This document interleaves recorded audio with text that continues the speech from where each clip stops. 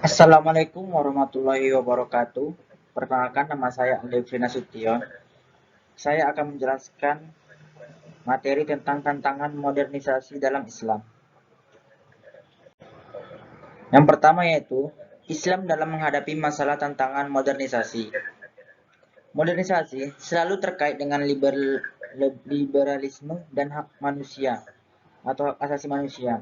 Dua hal ini adalah anak kandung dari adanya modernisasi yang tidak bisa ditolak kelahirannya. Makanya ketika seseorang membicarakan tentang modernisasi, maka pastilah akan juga membicarakan tentang liberalisme. Dan di sisi lain juga membicarakan tentang HAM yang secara konseptual dikaitkan dengan adanya perkembangan budaya barat dan modern. Dengan demikian, bicara modernisasi juga mesti dikaitkan dengan budaya barat. Liberalisme sebagai bentuk bagian dari proyek modernisasi yang tentunya merupakan tantangan yang sangat serius, sehingga berpengaruh pada agama. Sebab agama dianggap sebagai perwujudan dari tradisionalisme yang berhubungan dengan keterbelakangan, ketertinggalan, dan kemiskinan yang sangat kentra. Oleh karena itu, ketika masyarakat ingin meninggalkan dunia ketertinggalan dan kemiskinan yang sangat kentra, oleh karena itu, maka yang pertama diambil adalah liberalisme atau kebebasan untuk melakukan sesuatu dalam konteks pragmatisme. Liberalisme kemudian tidak hanya menjadi suatu bagian gaya hidup yang menganggap kebanyakan orang yang ingin menganggapi modern, akan tetapi juga menjadi pedoman unggul di dalam semua perilakunya. Ajaran agama yang berhubungan dengan ajaran yang dianggap membatasi yang sebagai sehingga menjadi contoh dan sebagainya.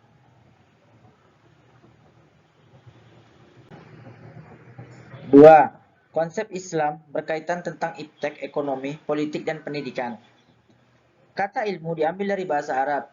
Alima, alima, ya'lamu ilman, artinya mengetahui, pengetahuan. Secara etimologis, ilmun artinya jelas, terang, baik proses perolehannya maupun kajiannya.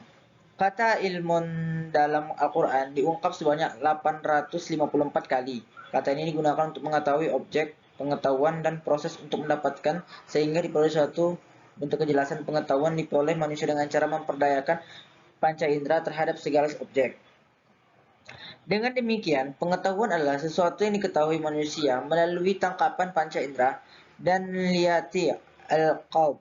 Kemudian adapun ilmu dalam arti sains atau ilmu pengetahuan atau disebut juga pengetahuan ilmiah adalah suatu sistem pengetahuan yang menyangkut suatu bidang pengalaman tertentu dan disusun sedemikian rupa dengan metodologi tertentu sehingga menjadi satu kesatuan. Masing-masing sistem diperoleh sebagai hasil penyelidikan dan pengkajian yang dilakukan secara teliti dengan menggunakan metode-metode tertentu. Islam tidak membedakan antara satu disiplin ilmu dan disiplin ilmu lainnya.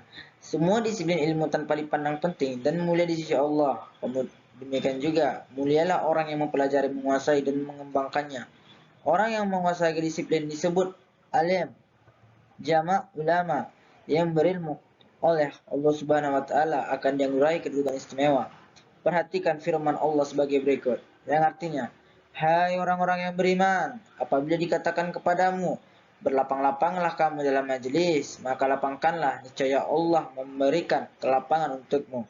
Dan apabila dikatakan berdirilah kamu, maka berdirilah, niscaya Allah akan meninggikan orang-orang yang beriman di antara dan orang-orang yang diberi ilmu pengetahuan beberapa derajat, dan Allah yang mengetahui dan apa yang kamu kerjakan. Quran Surah Al-Mujadalah ayat 58. Yang pertama itu bidang ilmu pengetahuan dan teknologi atau dikenal dengan istilah iptek. Manusia akan mengalami banyak hambatan dan kesulitan dalam menjalani kehidupan di jagat raya. Ini dalam pandangan Islam, ilmu pengetahuan dan teknologi iptek sangat urgen bagi kehidupan umat manusia. Tanpa menguasai iptek, manusia akan tetap dalam lumpur kebodohan, keterbelakangan, dan kemiskinan. Penguasaan manusia terhadap iptek dapat mengubah eksistensi manusia dari yang semula manusia Abdullah menjadi Khalifatullah. Oleh karena itu, Islam menetapkan bahwa hukum mempelajari ilmu pengetahuan teknologi adalah wajib tanpa menguasai iptek mat. seperti sekarang ini, ukuran maju tidaknya suatu bangsa justru diukur dari penguasaan bangsa itu terhadap iptek. Jika suatu bangsa itu menguasai iptek, maka bangsa tersebut dikategorikan sebagai bangsa yang maju. Sebaliknya, jika suatu bangsa itu tertinggal dalam penguasaan iptek, maka bangsa itu dipandang sebagai bangsa yang belum maju atau biasa disebut dengan bangsa tertinggal. Kedua yaitu bidang ekonomi. Segala bentuk transaksi yang berkaitan dengan produksi, distribusi, dan pemasaran barang dan jasa mendatangkan keuntungan finansial untuk merupakan kegiatan ekonomi. Menurut Saifuddin, ada 6 pokok perekonomian, yaitu yang pertama, barang dan jasa yang diproduksi. B. Sistem produksi yang akan digunakan untuk menghasilkan barang jasa tersebut.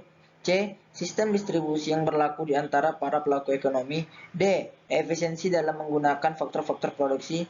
E. Antisipasi terhadap fluktuasi pasar mulai dari inflasi, resesi, depresi, dan lain-lain. Ikhtiar manajemen produksi dan distribusi agar efisien. Dan dalam Islam, ekonomi ialah berkorban secara tidak kikir dan tidak boros dalam rangka untuk mendapatkan keuntungan yang layak. Dengan demikian, pengorbanan tidak boleh sekecil-kecil apapun, tentu saja.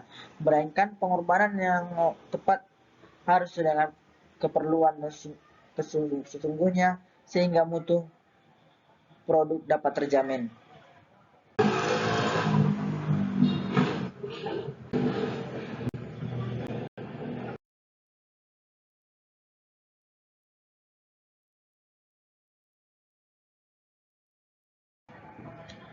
Empat, sumber historis, sosiologis, dan filosofis tentang konsep Islam mengenai iptek politik, sosial budaya, dan pendidikan. Kemajuan dalam bidang pendidikan dan penguasaan iptek berimplikasi terhadap kemajuan politik, ekonomi, dan budaya. Hal ini secara historis dapat Anda lacak ketika dunia Islam unggul dalam iptek. Pada masa kemajuan Islam, kekuasaan politik umat Islam semakin luas dengan ekspansinya ke berbagai wilayah dan penguasaan dalam politik. Ini membawa kemajuan dalam kehidupan ekonomi umat Islam saat itu. Kesejahteraan yang merata juga mendorong kemajuan umat Islam dalam penguasaan iptek. Akibatnya, dunia Islam menjadi sangat kuat secara politik dan ekonomi yang didasari penguasaan terhadap iptek secara sempurna pada saat itu. Zaman kemanasan Islam itu terjadi pada kekuasaan dinasti Umayyah yang berpusat Damaskus, atau dikenal sekarang dengan, kalau tidak salah, Iran, Syria, dan kemudian berkembang pula di Spanyol, serta zaman kekuasaan dinasti Abbasiyah yang berpusat di Baghdad atau Irak.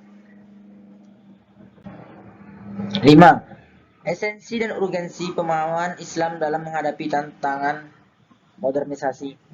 Perlu untuk didasari bahwa modernisasi akibat kemajuan iptek telah mengubah pola pikir, pola pergaulan, dan pola kehidupan secara masif. Industrialisasi dalam memproduksi barang dan jasa di satu sisi meningkatkan kualitas dan kuantitas barang dan jasa yang diperlukan masyarakat, tetapi di sisi lain membawa dampak terhadap wujudnya stratifikasi sosial yang tidak seimbang, yakni kapitalis atau pemodal dan pekerja atau buruh. Dalam proses modernisasi ini, seringkali kaum buruh menjadi lemah ketika berhadapan dengan kaum pemodal. Ketidakharmonisan antara kedua pihak ini seringkali menjadi salah satu pemicu terjadinya adagium di masyarakat, yang kaya semakin kaya, yang miskin semakin miskin. Industrialisasi membuka lapangan kerja yang sangat signifikan bagi masyarakat yang memiliki kualifikasi pendidikan yang memadai. Tetapi industrialisasi juga menyingkirkan sebagian masyarakat yang minus pendidikan atau memiliki pendidikan yang tidak memadai. Terlepas dari dampak negatif yang ditimbulkannya, industrialisasi telah menambah tumbuhnya kelas masyarakat yang menengah ke atas secara ekonomi. Pertumbuhan kelas menengah ini berdampak pula terhadap perbaikan ekonomi secara global dan tumbuh subur sektor real di tengah masyarakat.